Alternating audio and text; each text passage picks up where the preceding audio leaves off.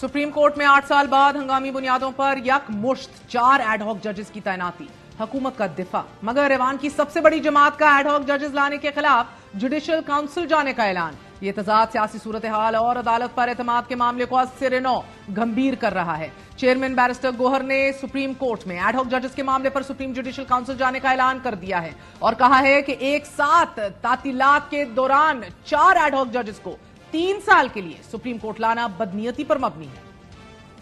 Supreme court में जो ad hoc जजेस को लगाया जा रहा है, हम समझते हैं कि ये बदनीयती पे मुनहसर है। सिर्फ और सिर्फ इसका मकसद चीफ जस्टिस काजी फैज ईसा साहब का ये है कि वो अपने हमख्याल जज अपने साथ लगाएं। शदीद अल्फाज में इस चीज को रिजेक्ट करते हैं और कंडेम करते हैं।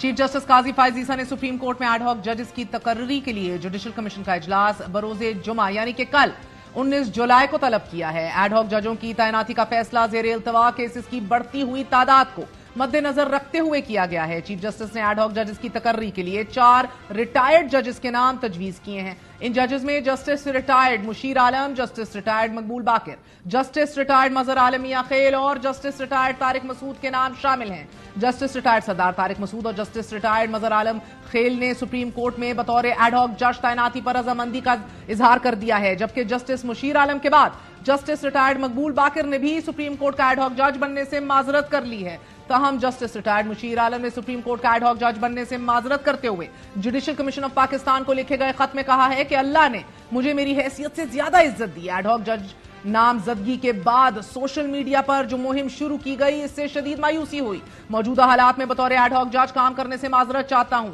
एक जानिब तहरीक इंसाफ का खदशा है कि एडहॉक जजों की तैनाती का मकसद मखसूस नशिस्तों के केस में सुप्रीम कोर्ट के अक्सरियती फैसले को डिस्टर्ब करना है, जबकि हुकूमत वक्त खुलकर एडहॉक जजेस की तैनाती का दिफा कर रही है। आज ही वफाकी वजीर कानून का यह कहना है कि सुप्रीम कोर्ट के हालिया फैसले से एक जमात को मजबूत होने का मौका दिया गया। 8 जजेस ने मखसूस नशिस्तों के केस में आइन को री राइट किया। एडहॉक जजेस की तैनाती पर वजीर कानून ने मौकफ इख्तियार किया कि एडहॉक जजेस तैनात होने चाहिए और आइन भी एडहॉक जजेस की तैनाती की इजाजत देता है।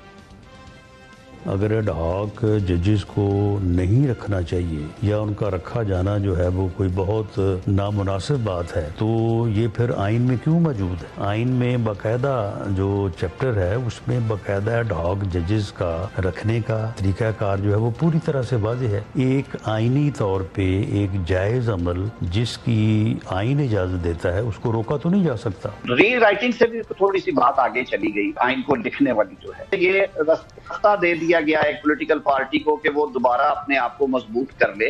आईने पाकिस्तान का आर्टिकल 182 इजाजत देता है कि आप 3 साल के अंदर रिटायर्ड हुए जजेस को इनवाइट करें। अगर वो कंसेंट करेंगे, कमीशन उन्हें अपॉइंट करेगा तो वो आएंगे। मैं तो कॉन्स्टिट्यूशनल अमेंडमेंट्स और कानूनी इस्लाहात लाना चाहता था कि खुदा के लिए हमारा जुडिशल सिस्टम बिल्कुल सिंक कर गया है।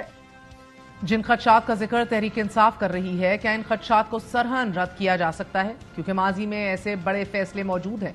एडहॉक जजेस जिनका कलीदी हिस्सा रहे हैं, जस्टिस नसीम हसन शाह को 1977 में 2 साल के लिए लाहौर हाई कोर्ट से सुप्रीम कोर्ट में आर्जी जज के तौर पर मुकर्रर कर दिया गया।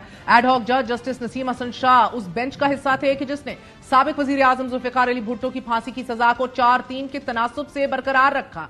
इसी तरह जस्टिस खलीलुर रहमान रमदे जो रिटायरमेंट के बाद 1 साल के लिए 2010 में एडहॉक जज तैनात हुए। रिटायरमेंट से पहले जस्टिस रमदे ने उस 13 रुकनी बेंच की सरबराही की थी कि जिसने चीफ जस्टिस इफ्तिखार मोहम्मद चौधरी को बहाल किया था। यहां भी तहफुजात एक एडहॉक जज के बतौर हम ख्याल जज तैनात होने के थे, लेकिन आज इन 4 जजेस का नाम और बिलखसूस इन्हीं का क्यों और फिर एक साल नहीं बल्कि 3 साल के लिए तकर्री की बात क्यों की जा रही है? सवालात उठ रहे हैं। सुप्रीम कोर्ट के एडहॉक जजेस की तकर्री के खिलाफ कराची बार ने भी मुल्कगीर तहरीक चलाने का ऐलान किया है। कराची बार काउंसिल का कहना है कि सुप्रीम कोर्ट में रिटायर्ड जजेस की एडहॉक तकर्री की मजम्मत करते हैं। सुप्रीम कोर्ट की जानिब से अल जिहाद ट्रस्ट केस में दी गई हदायत अमल किया जाए उन पे। अल जिहाद ट्रस्ट की दायर करदा दरख्वास्त पर सुप्रीम कोर्ट के फुल बेंच ने जजों की तकर्री का एक वाज़ेह तरीकाकार तय किया और यह करार दिया गया कि जजों और चीफ जस्टिस साहिबान की तकर्री के लिए मुशावरत मीनिंगफुल यानी कि बामायने होगी। जबकि लाहौर हाई कोर्ट बार ने भी सुप्रीम कोर्ट में एडहॉक जजेस की तैनाती की मुखालिफत की है।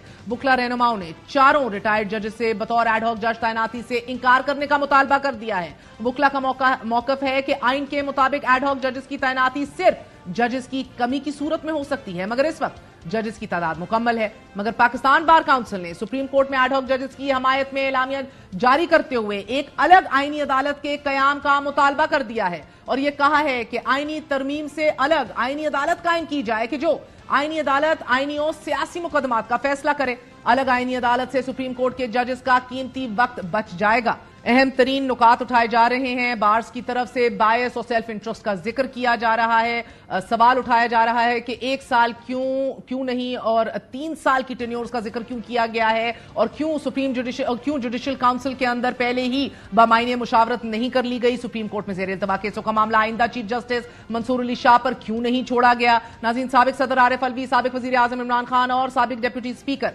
कासिम सूरी के खिलाफ आर्टिकल 6 तहरीक इंसाफ पर पाबंदी, मिलिट्री कोर्ट्स के फैसले के खिलाफ अपील, फॉरेन फंडिंग का केस, ये अहम तरीन मामलात हैं कि जो आने वाले दिनों में आला अदालत के जेर समात होंगे। मुमकिन तौर पर एडहॉक जजेस की तैनाती को हम ख्याल जजेस की तैनाती से ताबीर किया जा रहा है कि जो इन अहम फैसलों पर असरअंदाज हो सकते हैं। दूसरी जानिब मखसूस नशिस्तों पर अदालती फैसले पर अमल दरामद से मुतल्लिक इलेक्शन कमीशन का इजलास, मखसूस नशिस्तों पर हल्फ लेने वाले मेंबरान का फैसले के खिलाफ जाती तौर पर सुप्रीम कोर्ट में दरख्वास्त दायर करने का फैसला और फिर तहरीक इंसाफ का चीफ इलेक्शन कमिश्नर के खिलाफ सुप्रीम जुडिशियल काउंसिल में रेफरेंस दायर करने का अंदिया एक और सियासी और कानूनी जंग का पता दे रहे हैं। तमाम तर मामलात हुकूमत वक्त ने सुप्रीम कोर्ट की जानिब से मखसूस नशिस्तें तहरीक इंसाफ को देने के फैसले के खिलाफ नजरसानी दरख्वास्त दायर कर दी है, जबकि इलेक्शन कमीशन के आज के होने वाले अहम तरीन इजलास में भी ये तजवीज सामने रखी गई कि मखसूस नशिस्तों के फैसले के खिलाफ इलेक्शन कमीशन की जानिब से दरख्वास्त दायर की जाए।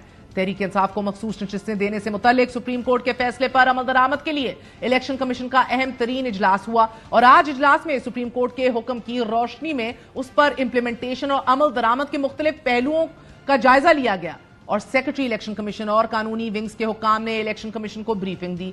ताहम नो सरप्राइजेस, आज का इजलास इन कॉन्सिक्वेंशियल या बेनतीजा ही खत्म हो गया। अब इलेक्शन कमीशन ने मामले पर मुशावरत जारी रखने का फैसला किया है और चीफ इलेक्शन कमिश्नर की सरबराही में कल फिर इजलास होने जा रहा है। चीफ जस्टिस पाकिस्तान काजी फाइज ईसा की सरबराही में 13 रुकनी फुल बेंच ने इलेक्शन कमीशन के फैसले को गैर आईनी करार दे दिया था। आला अदालत के फैसले के मुताबिक इलेक्शन कमीशन ने पीटीआई इंट्रा पार्टी इलेक्शन के इस फैसले की गलत इंटरप्रिटेशन, गलत तशरीह की थी। अब इलेक्शन कमीशन हुकूमत के बाद मखसूस नशिस्तों के फैसले में नजरसानी के लिए दूसरा दरख्वास्त गुजार होगा।